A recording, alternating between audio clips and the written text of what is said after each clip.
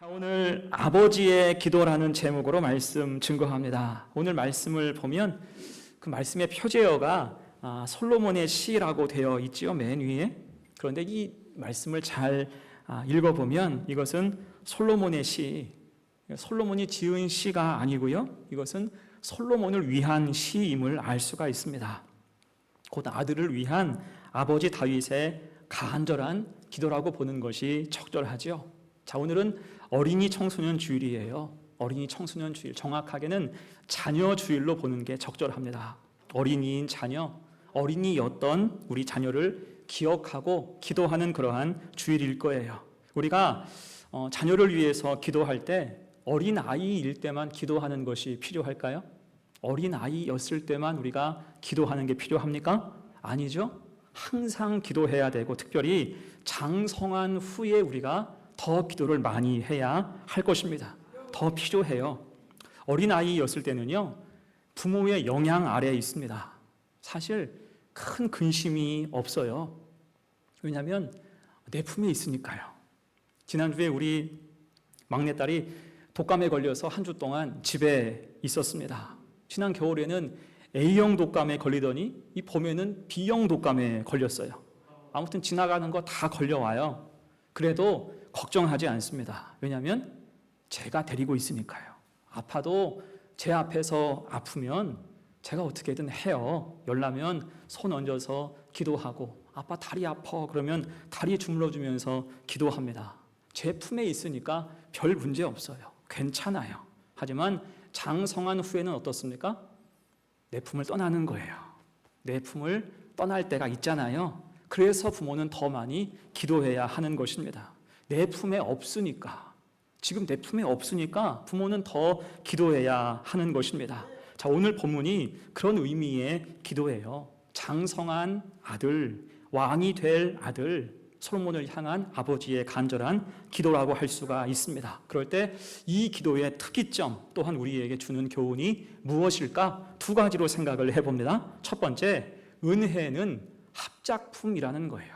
은혜는 합작품이다. 자, 오늘 본문은 열왕기상 2장에 있는 다윗의 유언과도 맥이 다 있습니다. 그 다윗은 늘 아들을 위해서 기도했고, 그 기도를 근거로 해서 유언했다라고 보는 것이 적절한 해석일 것입니다. 그래서 아버지 다윗의 특징은 늘 기도와 당부가 이어져 있다는 거예요. 당부와 기도가 항상 이어져 있습니다. 자, 이것이 현재 크리스천 부모의 특징이어야 할 거예요. 당부, 걱정과 기도가 늘 다 있어야 하는 것입니다. 흔히 요즘에 한국 문화가 세계적으로 주목을 받으면서 K, 코리아의 K예요. K라는 단어가 앞에 많이 붙잖아요. K 푸드, 한국 음식이 각광을 받고요.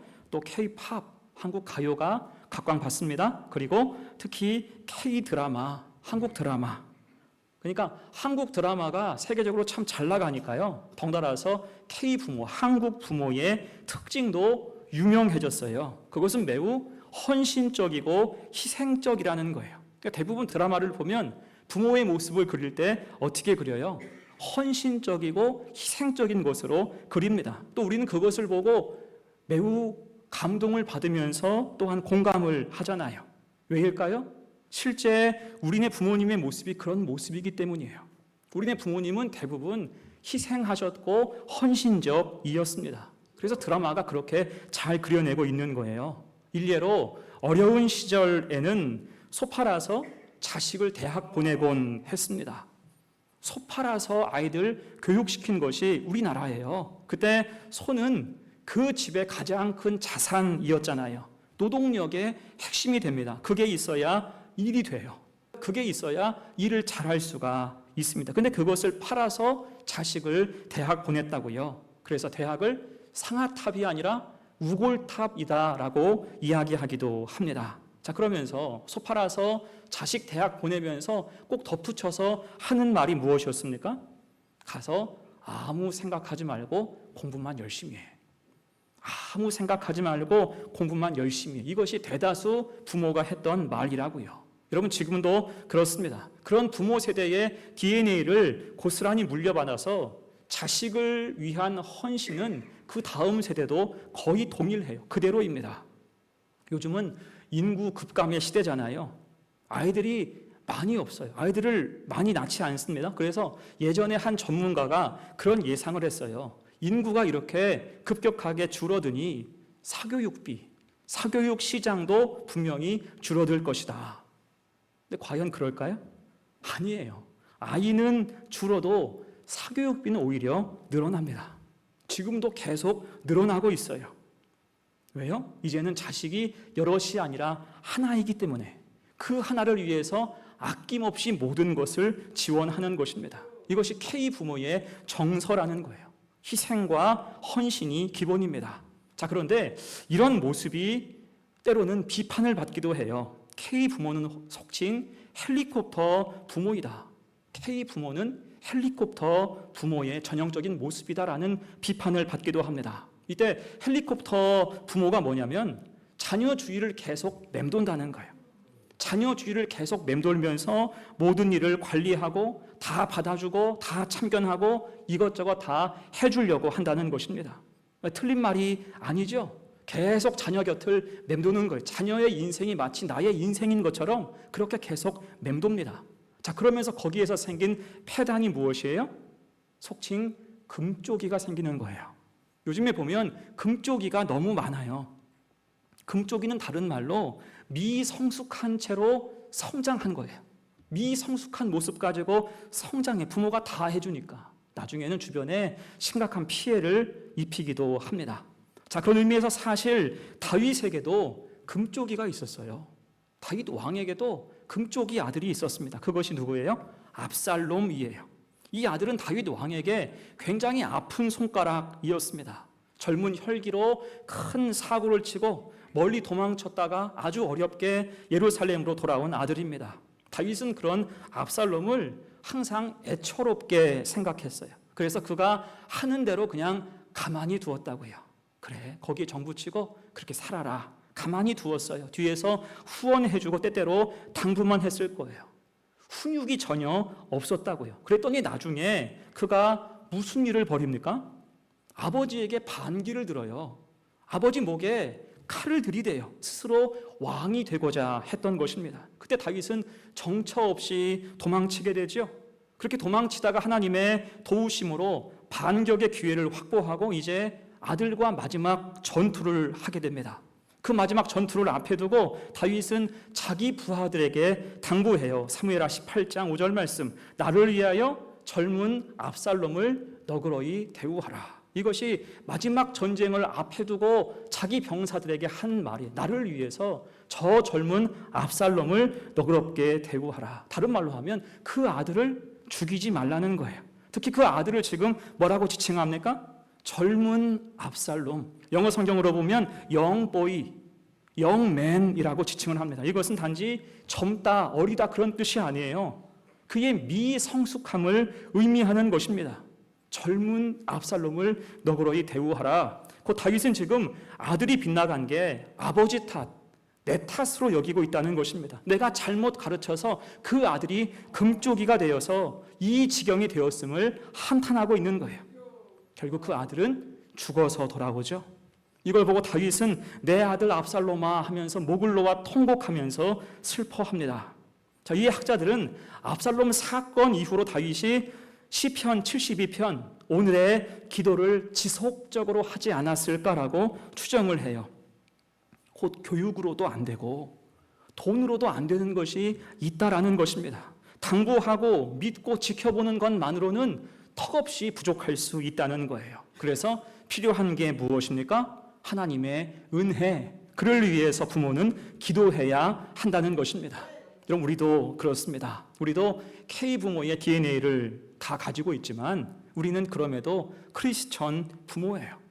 크리스천 기독교인 부모입니다. 우리는 자녀를 위해서 늘 기도해야 돼요. 특히 내 품을 떠나간 장성한 자녀 위해서 기도해야 하는 줄로 믿습니다.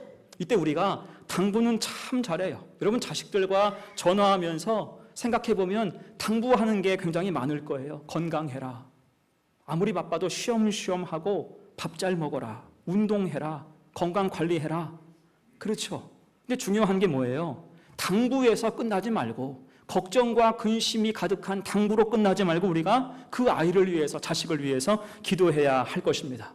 당부와 기도가 같이 가고 기도와 당부가 함께 가야 한다는 거예요.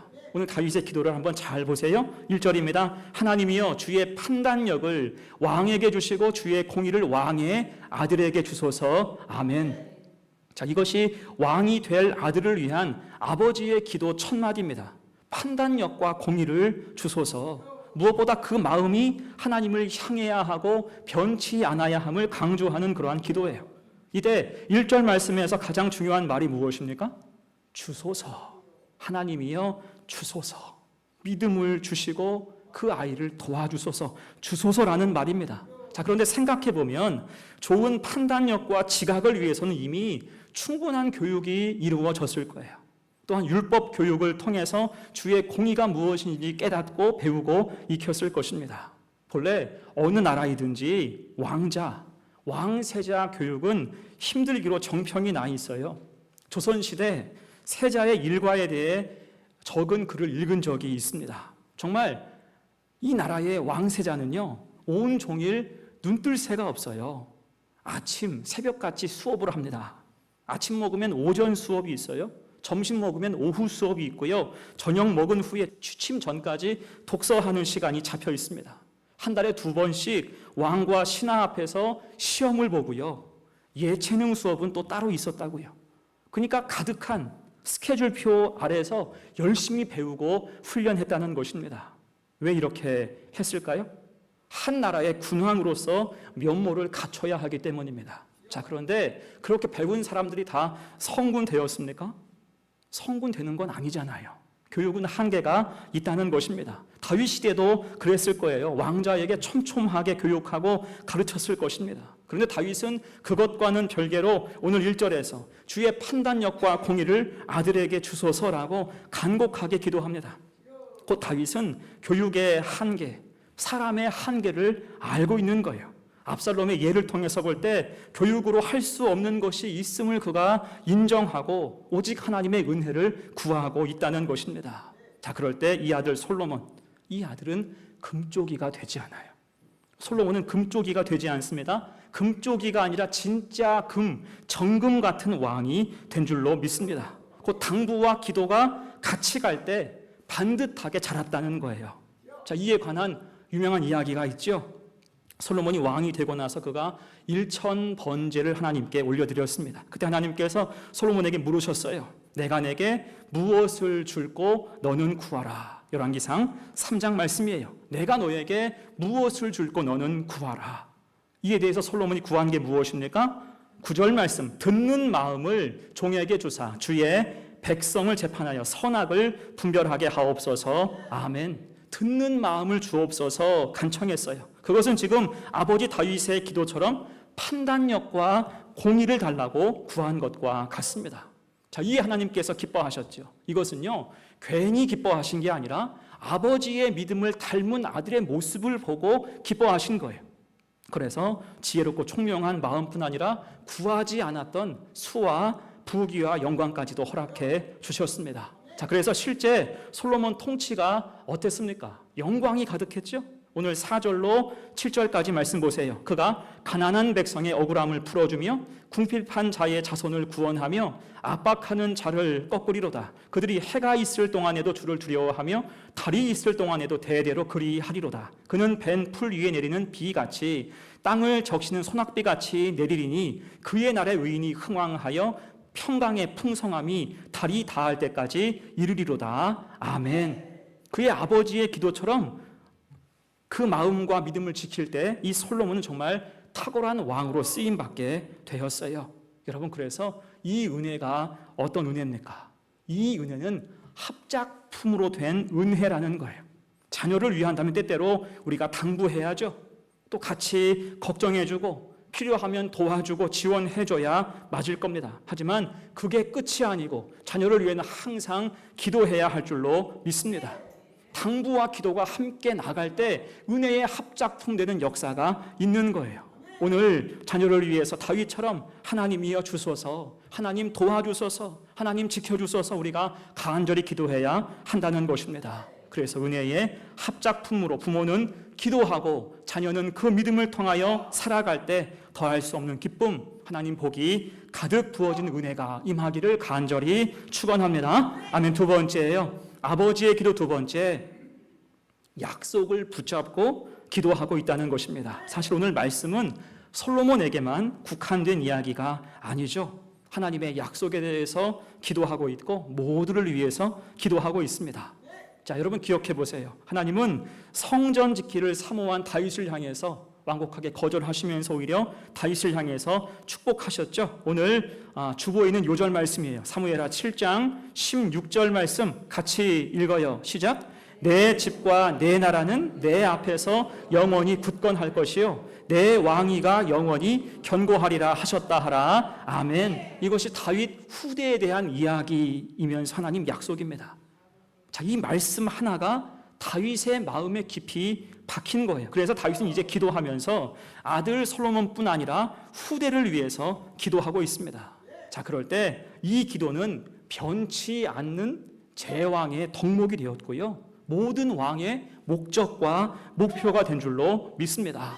자, 비슷한 게 고려시대에 왕건이 지은 훈요 10조라는 게 있습니다. 들어보셨죠? 훈요 10조. 이 훈요 10조는 태조 왕건이 나라를 세우면서 불교와 도교에 입각해서 후대 왕에게 남긴 통치의 지침서와 같습니다. 10개로 된 통치 지침서, 굉장히 잘 쓴 글이에요. 국가와 종교에 대해서, 왕이 계승에 대해서, 문신과 무신의 관계에 대해서, 백성의 삶에 대해서 분명한 기준을 주고 있는 좋은 글입니다. 다만 마지막 10조에서 말하기를 강이남의 백성은 거칠고 편벽해서 다스리기 어려우니 이 사실을 명심하라 라고 당부한 대목이 있습니다. 강이남의 백성에 대해서. 자, 여기서 강이남은 흔히 금강이라고 말을 하죠. 그러니까 현대 기준으로는 금강 이남이니까 충남, 남부, 그리고 전라남북도를 뜻하는 그러한 말이에요. 자, 이 말을 왜 했을까? 이것은 왕건이 후삼국을 통일할 때 가장 왕건을 애먹인 사람이 후백제의 왕이었던 견훤이었기 때문이에요. 심지어 왕건은 저기 대구 공산성에 가서 싸울 때 견훤의 기습에 걸려서 죽을 뻔했어요. 그때 왕건을 살리고 대신 죽은 사람이 능산이라는 장군이었습니다. 이 왕건이 너무나 그가 고마워서 그의 충절을 기리면서 절을, 사찰을 세워줬고요, 그에게 신순겸이라는 이름을 내려줍니다. 자, 이렇게 후백제에게 학을 뗀 왕건이 나라를 다 통일하고 훈요 10조를 남기면서 그 끝에 금강 이남에 대한 이야기를 한 거예요. 그놈들을 조심해, 그런 뜻이에요. 그놈들을 조심해. 그러니까 뒤끝은 있어 보이지만 그가 고생한 걸 생각하면 충분히 쓸 수도 있는 그런 말이다 싶지요. 자, 문제는 그런데 왕건의 이 말이 훗날 지역 감정의 씨앗과 도구가 되었다는 거예요. 특별히 1980년대 이후 광주 5.18 민주항쟁 등을 거치면서 악한 사람들이 이 훈요 10조를 들먹이기 시작했어요. 예로부터 전라도는 반역의 땅이다라고 왜곡해서 설파해 나간 것입니다. 그러니까 왕건의 본뜻과는 전혀 상관없이 지역 감정을 부추기는 말이 된 거예요. 여러분, 사람 말이 그렇습니다. 본래 말이 있어도 그 말을 엉뚱하게 비틀고 본뜻을 왜곡하고 엉뚱하게 갖다 붙여서 전혀 새로운 말이 되게 할 수도 있는 거예요. 일부 기자들이 그런 짓 잘하잖아요. 잔뜩 골탕 먹이는 것입니다. 자, 그런데 오늘 다윗의 말은 훈요 10조와 같지 않죠. 그런 여지가 전혀 없습니다. 이유가 뭘까요? 그것은 오늘 말씀의 구조를 보면 정확히 알 수 있습니다. 오늘 1절 말씀이 어떻게 시작해요? 하나님이여 라고 시작을 하고요, 맨 끝에 18절 아멘, 아멘으로 끝이 나고 있어요. 하나님이여 라고 시작하고 있고 맨 끝은 아멘, 아멘으로 끝이 나고 있어요. 그 다윗은 하나님 약속을 붙잡고 간절히 기도했다라는 것입니다. 사실 이 다윗은 왕건만큼 힘든 일이 많았고요, 그의 눈에 가시 같은 사람들이 많았습니다. 그래서 때로는 홀로 기도할 때 보면 그 부당함과 억울함에 대해서 가감 없이 토로할 때도 있어요. 그런 시편이 꽤나 많습니다. 성경과는 좀 어울리지 않지만 저주 시편도 여러 편이 있어요. 그 정도로 다윗도 격앙되어서 하나님 앞에 호소할 때가 있었다고요. 근데 오늘 본문에서는 그런 내색이 전혀 없잖아요. 이유가 뭐예요? 하나님만 높이는 거예요. 곧 자기 눈높이가 아니라 하나님의 눈높이에서 기도하는 것입니다. 왜요? 약속을 주셨으니까. 지금 나에게 주신 하나님 약속을 근거로 기도하기 때문이에요. 그럴 때 놀라운 게 뭐냐면 우리가 오늘 주보에 써 있는 요절 말씀, 이것이 하나님 약속이라 그랬는데 이것은 한 절 말씀이지요. 그러니까 다윗은 하나님이 하신 약속 한 구절의 말씀을 붙잡고 오늘 20절로 풀어서 기도하고 있는 거예요. 한 절의 말씀을 붙잡고 20절로 풀어서 기도해요. 그만큼 그가 얼마나 진지하게 기도하는가, 간절히 하나님 약속을 품고 살았는지를 알 수가 있습니다. 그 증거가 오늘 1절이죠. 하나님이여 주의 판단력을 왕에게 주시고 주의 공의를 왕의 아들에게 주소서. 하나님만을 바라봐요. 그 중심 하나님께 두고 있습니다. 그리고 8절로 11절 말씀 봅니다. 그가 바다에서부터 바다까지와 강에서부터 땅끝까지 다스리리니 광야에 사는 자는 그 앞에 굽히며 그의 원수들은 티끌을 핥을 것이며 11절 모든 왕이 그의 앞에 부복하며 모든 민족이 다 그를 섬기리로다. 아멘. 이 말씀은 외치에 대한 말씀이에요. 우리나라가 이토록 힘이 생겼으면 좋겠습니다. 지경을 넓게 해주십시오라고 기도하고 있지요. 자, 또한 12절로 14절 봅니다. 그는 궁핍한 자가 부르짖을 때에 건지며 도움이 없는 가난한 자도 건지며 그는 가난한 자와 궁핍한 자를 불쌍히 여기며 궁핍한 자의 생명을 구원하며 그들의 생명을 압박과 강포에서 구원하리니 그들의 피가 그의 눈앞에서 존귀 여김을 받으리로다. 아멘. 이 말씀은 내치에 대한 말씀이에요. 우리나라가 이런 나라 되게 해 주십시오. 하나님을 사랑하고 이웃을 사랑할 때 이 나라가 반석 위에 아름답게 세워지기를 간구하는 것입니다. 그리고 이 모든 간구를 종합한 것이 18절, 19절이에요. 18절, 19절 같이 읽어요. 시작. 홀로 기이한 일들을 행하시는 여호와 하나님 곧 이스라엘의 하나님을 찬송하며 그 영화로운 이름을 영원히 찬송할지어다. 온 땅에 그의 영광이 충만할지어다. 아멘. 아멘. 여기서 고백하기를 제가 빨간 글씨 해놨죠.